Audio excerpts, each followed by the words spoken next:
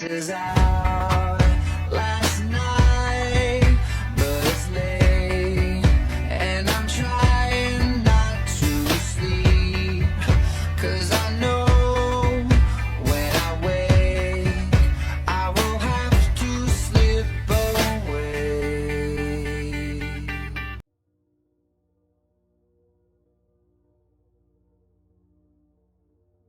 Het ID apart főtitkára. Revolusioner demokratis dan cinta damai. Alien o Majar, Socialista, Munkar Spart, Kadar Estars, Visite Sevel.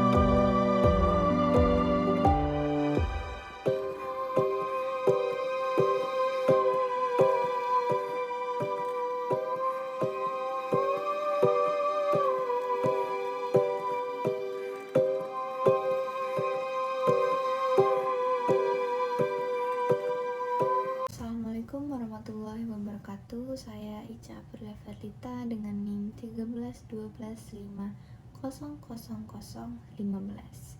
Selamat datang di video edukasi ini.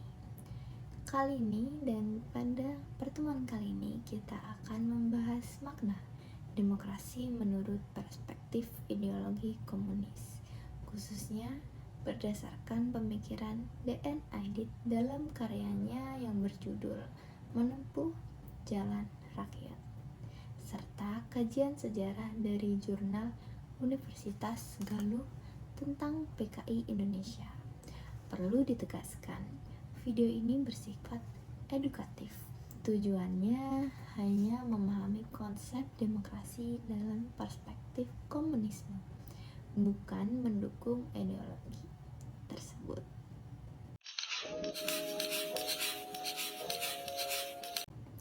Sebelum masuk ke perspektif komunisme, mari kita pahami demokrasi secara umum.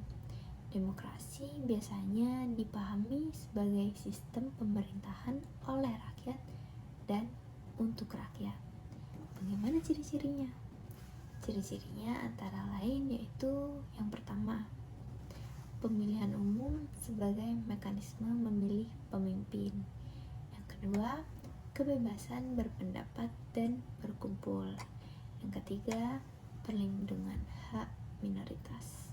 Dalam demokrasi liberal, suara mayoritas sangat menentukan kebijakan negara, tetapi hak-hak individu dan kelompok kecil tetap dijaga. Namun, perspektif komunisme berbeda. Kenapa? Karena demokrasi diartikan tidak hanya soal suara mayoritas, tetapi soal kepentingan kelas pekerja dan rakyat jelata. Dalam buku karya D.N. Aidit yang berjudul Menempuh Jalan Rakyat, menjelaskan konsep demokrasi rakyat. Menurut D.N. Aidit, demokrasi sejati bukan hanya tentang pemilihan umum atau suara mayoritas. Yang paling penting adalah keputusan politik yang mewakili kepentingan buruh dan petani, serta menolak dominasi kelas elit. Aidit menekankan beberapa poin, yaitu yang pertama, pemerintahan harus mencerminkan kepentingan kelas pekerja. Yang kedua, demokrasi harus menjamin kontrol rakyat atas ekonomi dan politik. Yang ketiga, kritik terhadap sistem parlementer liberal muncul karena dianggap tidak cukup mewakili rakyat.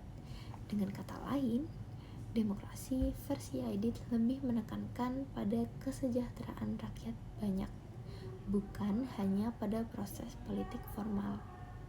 dalam jurnal Universitas Galuh Perkembangan Politik PKI Indonesia 1948 hingga 1965 memberikan konteks sejarah penerapan gagasan demokrasi menurut komunisme.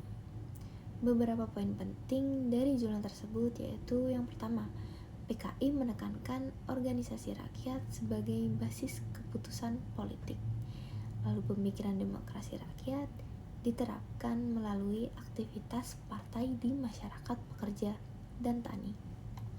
Selanjutnya, sistem parlementer dianggap tidak cukup mewakili aspirasi rakyat jelata, sehingga PKI mengusulkan bentuk demokrasi yang lebih menitik beratkan pada suara rakyat pekerja.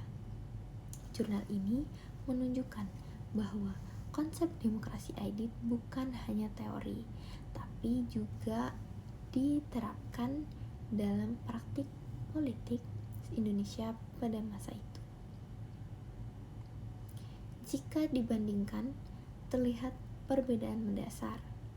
Demokrasi liberal menekankan hak individu dan suara mayoritas, sedangkan demokrasi komunis menekankan kepentingan kelas pekerja dan kontrol rakyat atas negara dan ekonomi. Dengan memahami perbedaan ini, kita bisa lebih menguasai teori, bentuk pemerintahan, dan konsep negara dalam kajian ilmu negara. Kesimpulan yang dapat kita ambil, demokrasi menurut perspektif komunisme adalah demokrasi yang menekankan kepentingan buruh, petani, dan rakyat jelata. Ini berbeda dari demokrasi liberal yang fokus pada hak individu dan sistem formal parlementer. Pemahaman ini penting dalam kajian ilmu negara karena menunjukkan beragam konsep demokrasi yang berkembang di dunia. Baik, itu saja yang dapat saya sampaikan. Terima kasih telah menonton. Jangan lupa untuk membaca literatur yang kami sebutkan untuk pemahaman lebih mendalam.